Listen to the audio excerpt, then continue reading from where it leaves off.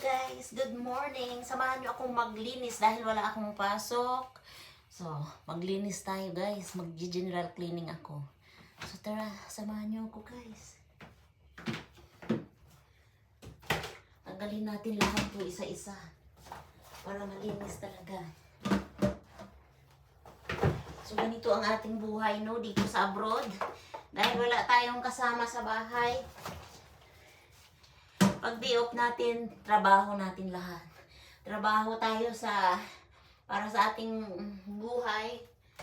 Tapos, pagdating sa bahay, trabaho pa rin natin lahat. So, ang akala kasi ng mga tao sa Pilipinas, nandito tayo sa abroad, marami tayong pera. Ewan ko advance yung pag-iisip ng mga tao sa Pilipinas. Basta nakasawa ka ng apam, akala nila mayaman ka na. Ang hindi nila alam. Ito. Ang aming buhay. No? So ako guys, basta wala akong trabaho, ang bahay namin yung talagang inaano ko. So, ayan. Linisin natin yung ating banyo guys.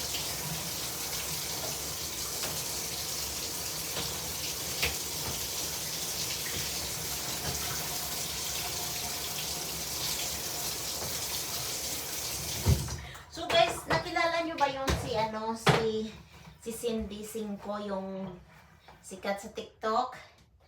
Kung nakilala nyo siya guys, gusto ko yun siya kasi ano siya, simple lang, tapos hindi siya mayabang, tapos sinasabi niya kung ano talaga yung buhay niya noon. So gusto ko yun siya guys. Yung intro niya lagi ay A day in my life as a boricat ni Abot America. For today video, day! So, tara na, day! Maglinis tayo ng banyo, day! So, ganito ako maglinis, guys. Talagang linis, general cleaning. Kapag wala akong pasok sa trabaho, dapat, ano pa ako naglinis ng isang araw, kaso tinamad ako, guys. May mga time din na tinatamad ako. Yung alam mo yun, gusto kong gumala din. Pero ngayon, dahil wala tayong lakad, mag-general cleaning tayo guys. So, alam nyo ba kung anong oras ako matatapos ito? Alas 2, alas 3 guys. Kasi, i-general cleaning ko yung buong bahay.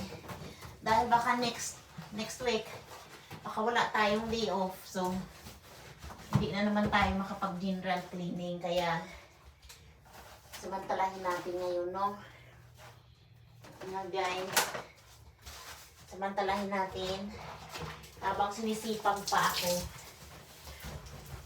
So alam nyo guys, dati nag-abroad ako, ay naranasan ko yung buhay mag-abroad guys. Kaya dyan sa mga tao sa Pilipinas, Diyos ko, dahan-dahan kayo sa paggastos ng pera kasi hindi po kami namumulot ng pera dito. Parang awa nyo na. Hindi po pinapulot ang pera sa abroad. So, although yung family ko guys ay hindi naman nanghihingi sa akin. Mga kapatid ko, hindi yan sila nanghihingi. Ako yung kusang nagbibigay kasi syempre, alam ko yung buhay namin noon. Nararanasan namin noon hindi makakain. Pumapasok kami sa school na walang kain. Walang uniform. Dahil hindi naman kami kayang pag-aralin ng nanay namin guys. Dahil sa dami namin, hindi kami nakapagtapos ng pag-aaral. Kaya, bata pa lang ako, sanay na ako sa trabaho guys. So, kahit tayo naman mga Pilipino kahit anong bigat pa ng trabaho, kinakaya natin. Kaya saludo talaga ako sa mga OFW dyan dahil naranasan ko po yan dati. Lalo na yung mga nasa Middle East. Diyos ko, pag Ramadan, ako, alam nyo ba pag Ramadan ay grabe ang pagod.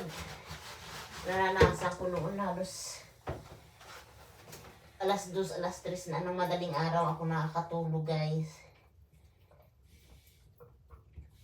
Kasi yung mga Arabo ay pag Ramadan, wala yan silang ginawa sa gabi kundi kumain ng kumain.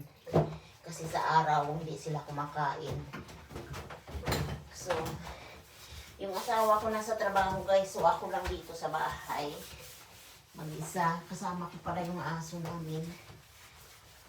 So, maglilinis ako guys kasi bukas ipasok ako ng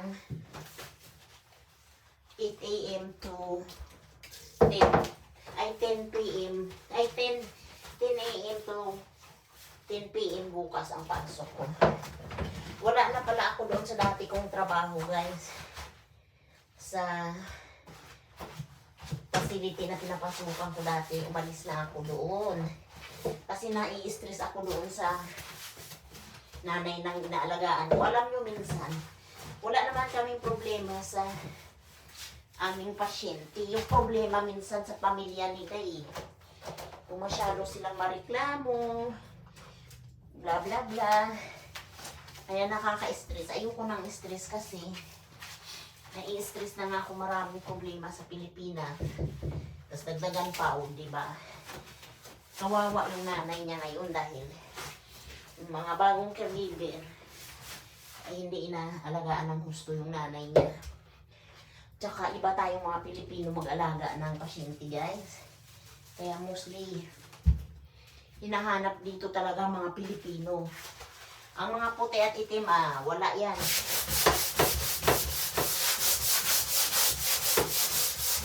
Wala yan sa kalingkingan natin mga Pinoy.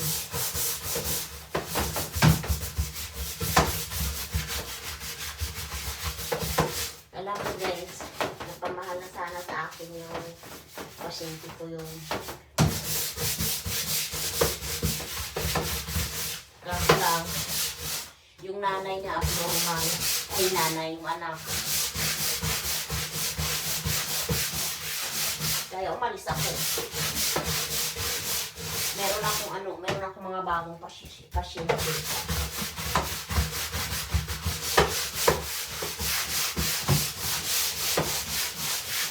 Dito naman kasi sa US guys, madali ka makahanap ng trabaho dito kaya hindi problema. Lalo na lang, mas marami kang pangilala. Kami kasi guys, grupo-grupo kami dito ng mga caregiver. So, kapag nawalan ang isa ng trabaho, may mga kontak kami. Kontakin namin yung isa-isa sa grupo namin. Ayun. Mga Pinay din kami lahat. Ayun, bibigyan kanila ng trabaho. Kaya, may problema dito guys. Makahanap ka agad ng trabaho.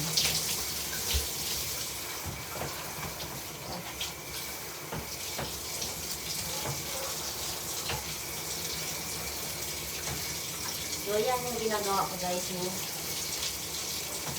Basta mayroon tayong free time, maglinis tayo kasi wala tayong maaasahan dito sa ibang bansa kundi sarili natin.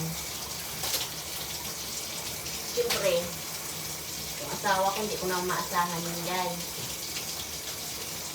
Wala yun sa kanya, wala yung pakialam kung maglinis ka ng bahay yan o hindi. Siyempre tayo mga Pilipino, hindi din natin batas ba na hindi natin mapikumura na ating bahay ay madumi, no? Tayo na mga Pilipino pagdating sa ating bahay, tudo tayo ng pag-aayos. Iba talaga yung babae sa lalaki guys. Yung asawa ko wala yung pakialam. Maglinis ka dyan o hindi. Wala man lang karte-arte yung asawa ko guys. No? Wala yan sa kanya. Pero ako, hindi ko rin naman masikura naman doon yung bahay guys. Kaya yung ginagawa ko, ganito. Basta wala tayong pasok, linis.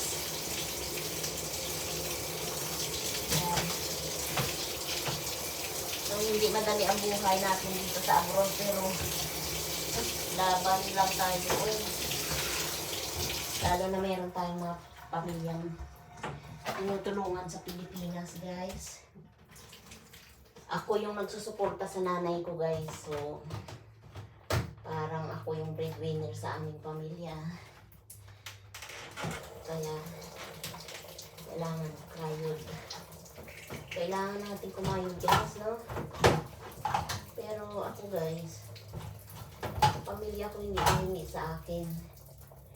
Ako yung kusa talagang nagbibigay sa kanila. So, kaya ako nag-gloves, guys, kasi yung mga panlinis dito sobrang tapang. Oo, mas matapang, guys, yung panlinis dito. Kaya, kailangan natin mag-gloves.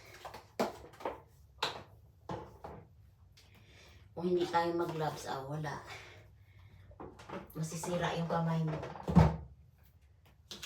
Oo. Kailangan natin mag-gloves.